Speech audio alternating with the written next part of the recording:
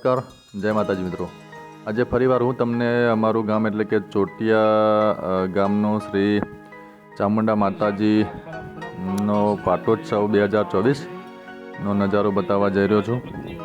તમે સામે જોઈ રહ્યા છો યજ્ઞનો શુભારંભ થઈ ચૂક્યો છે અને યજમાનો હવનમાં બેસવા માટે આવી ચૂક્યા છે। સામે યજ્ઞની બધી પૂરી તૈયારી થઈ ચૂકી છે। મિત્રો, બ્રાહ્મણો દ્વારા જે વિધિ હોય છે યજ્ઞ તે ચાલુ છે। સામે તમે મંદિરનો નજારો જોઈ રહ્યા છો, મા ચામુંડા માતાજી મંદિર અને શ્રી અચરેશ્વર મહાદેવનું મંદિર।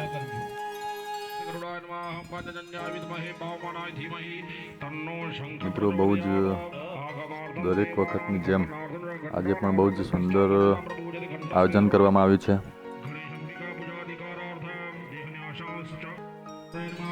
મિત્રો, તમે હવે સામે જોઈ રહ્યા છો તે મા ચામુંડા માતાજીનો ગર્ભગૃહ છે અને મંદિરમાં માતાજીને ફૂલનો હાર પહેરાવવામાં આવી રહ્યો છે।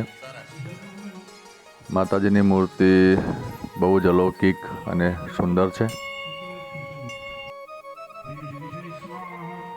મિત્રો, મહાદેવજીના મંદિરમાં પણ બહુ જ સુંદર શિવલિંગ અને સામે માતાજીની મૂર્તિ પણ છે, એ પણ બહુ જ સરસ છે। મિત્રો, આ બધા દેવોની અમારા ગામ ઉપર બહુ જ મોટી કૃપા છે। મિત્રો, તમે સામે જોઈ રહ્યા છો અમારા ગામના સ્તંભ એટલે કે અમારા વડીલો। આજે દરેકના મોં પર બહુ જ ઉત્સાહ છે અને આખા ગામમાંથી અમારા ગામના જે આધાર સ્તંભ છે એ લોકો આવીને એક સાથે ભેગા મળીને બેઠા છે, તમે જોઈ રહ્યા છો। અને અમારા અચરેશ્વર મહાદેવ ટ્રસ્ટના પ્રમુખ એવા અમરત કાકા પણ અહીંયા છે, એ પણ બહુ જ ઉત્સાહિત છે। મિત્રો, હવે ભાગ્યે જ ક્યાંક આવા ધોતિયાવાળા લોકો તમને ગામડામાં કોક જગ્યાએ જોવા મળશે, પાઘડી અને ધોતિયું ને પહેરણ। મિત્રો, આ બહુ જ જૂના વસ્ત્રો પણ બહુ જ સુંદર વસ્ત્રો હતા, એ હવે સમાજમાંથી લુપ્ત થતા જાય છે। મિત્રો, કદાચ નવી પેઢીમાં આવતા 10 વર્ષ પછી ખબર પણ નહીં પડે કે ધોતિયું એટલે શું। મિત્રો, આજે પણ માતાજીના પટાંગણમાં આખું ગામ ભેગા મળીને માતાજીની ભોજન પ્રસાદી લઈ રહ્યું છે।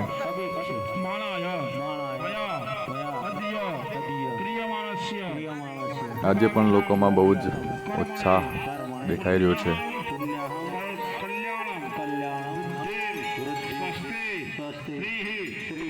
મારા ગામના વડીલો, મિત્રો અને યુવાન લોકો એ પણ બહુ જ ઉત્સાહથી આજે માતાજીનું કામકાજ કરી રહ્યા છે અને માતાજીનો આ ઉત્સવમાં ભાગ લઈ રહ્યા છે। મિત્રો, આવા ઘણા બધા ઉત્સવો અમારા ગામમાં થતા હોય છે, તો અમે તમને આવા જે ઉત્સવો થાય છે ગામમાં એ દરેક ઉત્સવો અમારી ચેનલમાં બતાવતા રહીશું।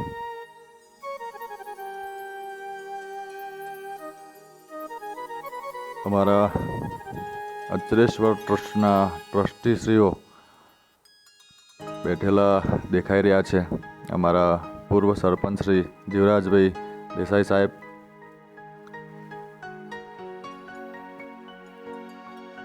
અને બીજા જેવા બ્રાહ્મણ શ્રી કનુકાકા, કાંતિલાલ પ્રજાપતિ, અમરત કાકા પ્રમુખ, બધા લોકો અહીંયા પૂરેપૂરી હાજરી આપી રહ્યા છે।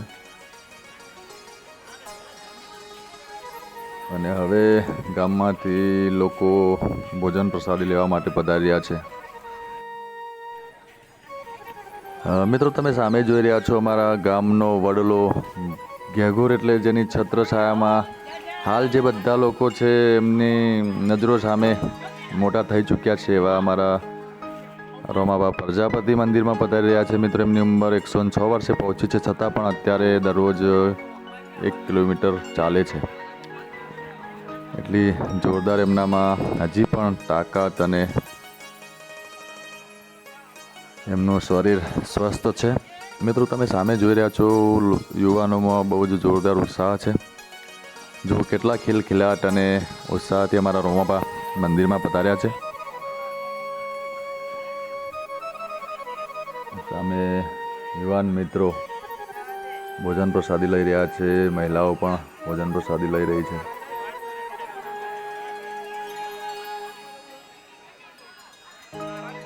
મિત્રો, આવી રીતે ગામમાં પ્રસંગો કરવાથી એકબીજા વચ્ચે પ્રેમ ભાવ જળવાઈ રહે છે.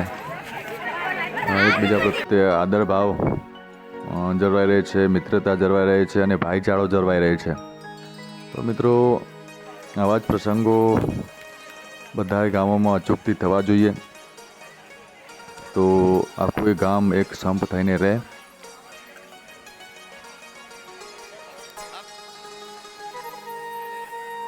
મિત્રો, અમારા ગામની વાત કરીએ તો અમારા ગામમાં આજ સુધી કોઈ એવો જે ગામનો પ્રસંગ નથી કે એમાં કોઈ ઘર બાકી રહી ગયું હોય. આખા ગામમાંથી દરેક વ્યક્તિ પોતાની ફરજ સમજીને હાજરી આપતું હોય છે. અને નાના ભૂલકાઓથી લઈને છેક ગરડા ઉંમરલાયક વ્યક્તિ પણ બધા પ્રસંગોમાં હાજરી આપતા હોય છે.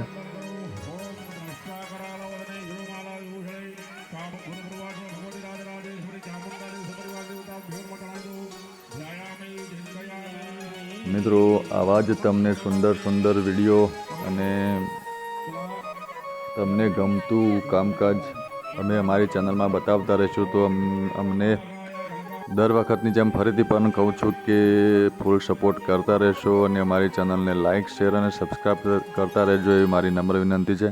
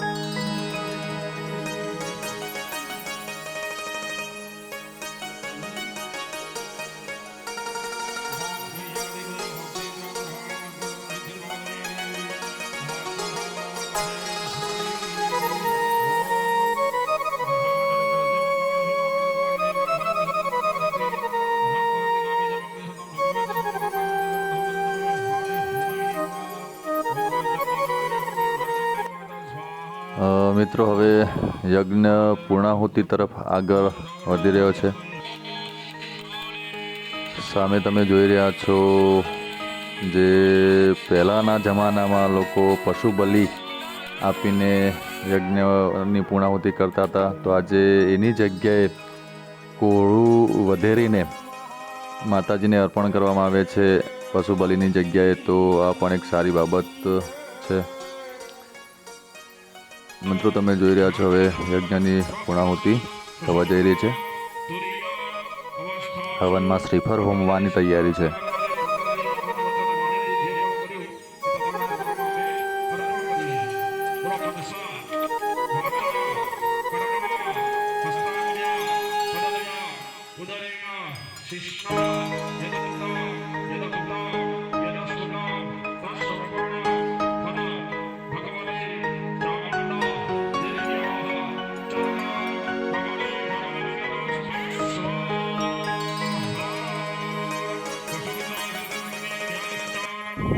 મિત્રો શ્રીફળ હોમાઈ ચૂક્યું છે હવનમાં અને હવે આરતી પણ થઈ ચૂકી છે. તો યજ્ઞની પૂર્ણાહુતિ થઈ ચૂકી છે. તો મિત્રો ફરીથી કહું છું કે તમને આવા ને આવા સરસ વિડીયો અમે બતાવતા રહીશું, તો અમને ફૂલ સપોર્ટ કરશો એ મારી નમ્ર વિનંતી છે. આવતા વિડીયોમાં ફરીથી મળીશું. ત્યાં સુધી તમારા પરમ મિત્ર વાગેશ ઘડિયાને રજા આપશો. જય માતાજી. આવજો બધાય.